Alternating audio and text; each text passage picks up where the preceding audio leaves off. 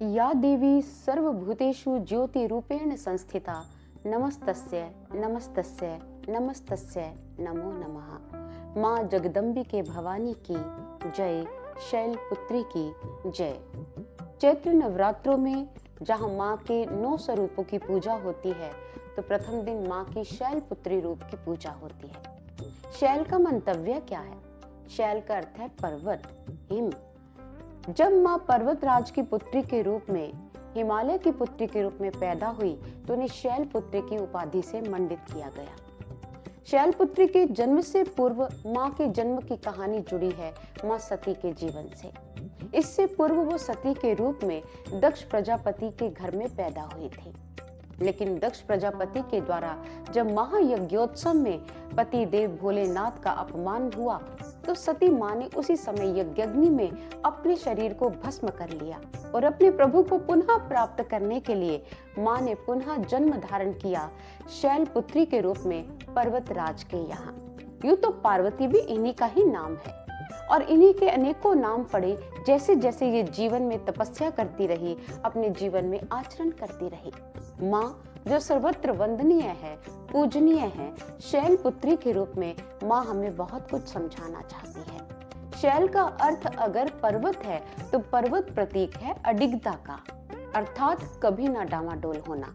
अडिगता माँ समझाना चाहती है कि भक्ति के मार्ग में यही अडिगता आवश्यक है। यूं तो ईश्वर को प्राप्त करने के मार्ग में बहुत सी बाधाएं आती हैं, बहुत से संकट आते हैं, लेकिन भक्त भगवान को प्रसन्न कर ही लेता है। अडिगता जब जीवन में उतर आए कि हाँ, मुझे अपने गंतव्य को प्राप्त करना ही करना है। अगर आप भौतिक दृष्टिकोण से देखें तो माँ समझाना चाहती है कि अगर आपने कोई लक्ष्य निर्धारित किया है तो अडिग रहिए, अपने कदम मजबूत रखिए और अपने लक्ष्य को प्राप्त करके रहिए। और अगर भक्ति के मार्ग में ये अडिगता चाहिए तो सबसे पहले भक्ति का अर्थ समझ लेना। भक्ति का अर्थ क्या है? भक्ति को समझना है तो भक्ति के विपरीत शब्द विभक्ति को भी समझना होगा। विभक्ति का तात्पर्य क्या है? विभक्ति का अर्थ है अलग हो जाना, बट जाना, विभाजित हो जाना, खंडित हो जाना।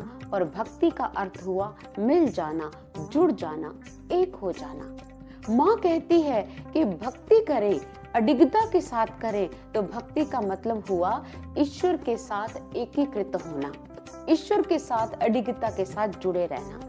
मैं ये नहीं कहती कि ईश्वर से जुड़ने के लिए आप किसी दीवार से चिपके रहें, आप किसी स्थान से चिपके रहें, नहीं।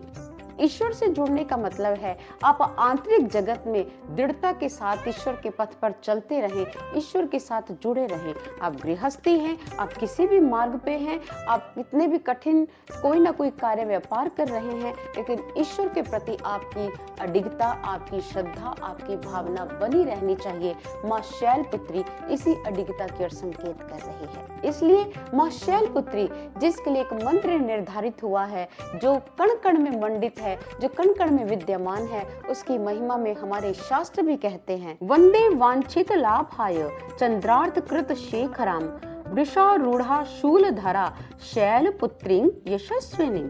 अर्थात जो वृक्ष पर आरूढ़ है, वृक्ष किस बात का प्रतीक है?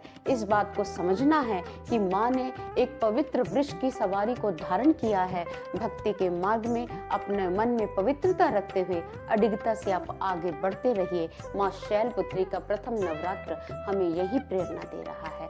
धन्यवाद, बहुत बहुत आभार।